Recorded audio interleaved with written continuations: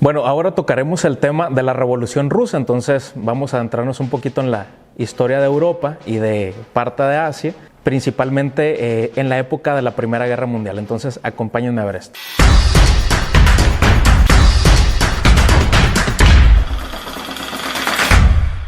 La Revolución Rusa fue un episodio dentro del siglo XX que marcó el rumbo político básicamente de prácticamente todo el mundo en aquel momento, porque los rusos establecieron un nuevo gobierno de tipo socialista. Pero ¿cómo es que ocurre todo este proceso? La Revolución Rusa puede leerse de dos maneras. En la primera parte o el primer episodio ocurrió en 1905, cuando hay una manifestación a las afueras del Palacio de Invierno, que era la sede del poder político en Rusia, y entonces el zar ordena con la masacre de los manifestantes, y entonces empezó a haber como una cierta enemistad del pueblo ruso contra el zar de Rusia, ¿no? ¿Quién es el zar en ese momento? Es Nicolás II, son la familia Romanov, paréntesis espiritual. Si alguna vez han visto Anastasia, la película esta de dibujos animados, básicamente habla de ese episodio, cuando la familia Romanov, justamente en el proceso de la Revolución Rusa, pues tiene que salir huyendo, y entonces pues Anastasia es una leyenda que va quedando ahí en la historia, ¿no? Entonces, ¿quién es el personaje así como maquiavélico, malévolo que sale o salta en este momento? Pues es Rasputín, que era uno de los asesores de Nicolás II. Entonces, en 1905 empiezan las manifestaciones. Se dice que en Rusia había condiciones pues muy precarias de vida. Los rusos eran unos frillazos insoportables, no tenían ni siquiera carbón para calentarse, no tenían alimentos, había una pobreza generalizada, y todo el progreso de la revolución industrial europea pues no había llegado a Rusia, ¿no? La segunda parte ocurre en 1917, cuando las manifestaciones se empiezan a intensificar, y para ese entonces ya hay bloques ideológicos, es decir, podemos dividir como dos bloques: los mencheviques, que significa la minoría, y los bolcheviques, que significa la mayoría.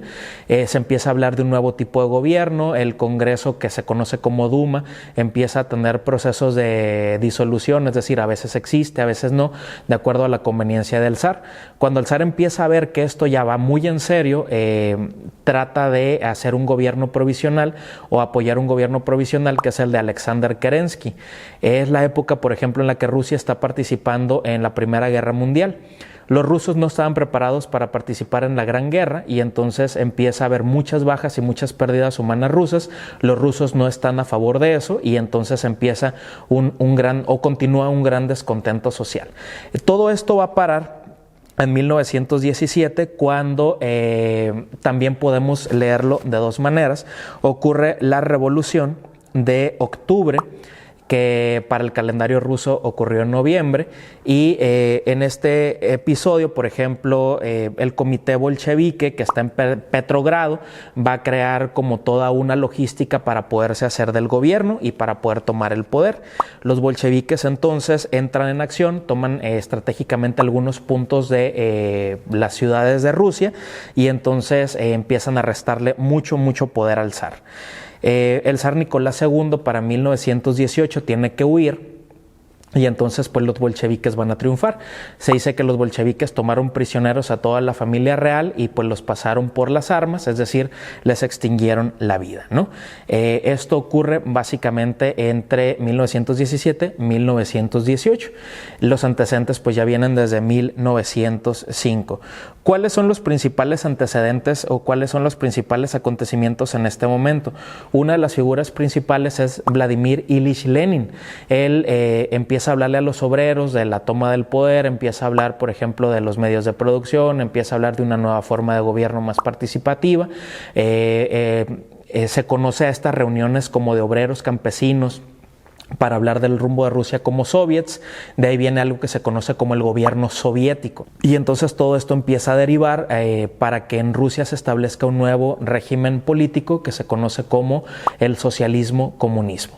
Esto del socialismo-comunismo viene teóricamente desde muchos años atrás, en la Revolución Industrial con Carlos Marx, pero va a ser Rusia el primer país que lo va a llevar a la práctica y lo va a implementar. Se establece una nueva política económica, es decir, lo primero que tratan de hacer hacer ya el gobierno soviético o el gobierno bolchevique es tratar de pacificar todo el territorio de Rusia, que estaba como muy convulsionado, y los países europeos pues están nada más únicamente como a la expectativa.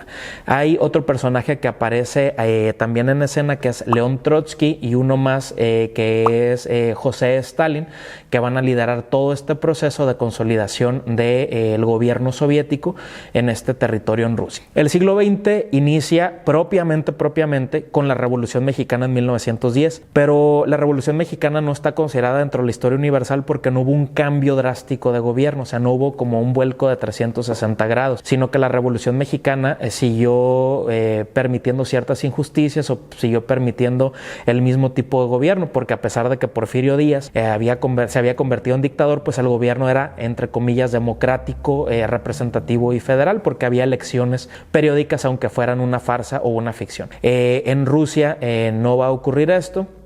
Y va a haber un cambio totalmente drástico, radical, donde se va a dejar a la monarquía por establecer un gobierno sí representativo, pero con otro tipo de mentalidad, sobre todo en materia económica, y hasta la fecha pues seguimos viendo en algunos países pues como cierta influencia de socialismo-comunismo, tal es el caso de Cuba, de Venezuela, de Bolivia y pues actualmente México, porque el gobierno que tenemos en la actualidad pues es de izquierda, como se conoce en política, que está más orientado hacia el socialismo. Entonces la Revolución Rusa termina por consolidarse en la década de los años 20, cuando José Stalin se hace cargo del gobierno, prácticamente ya en la antesala de la Segunda Guerra Mundial. Entonces nos vemos en la próxima.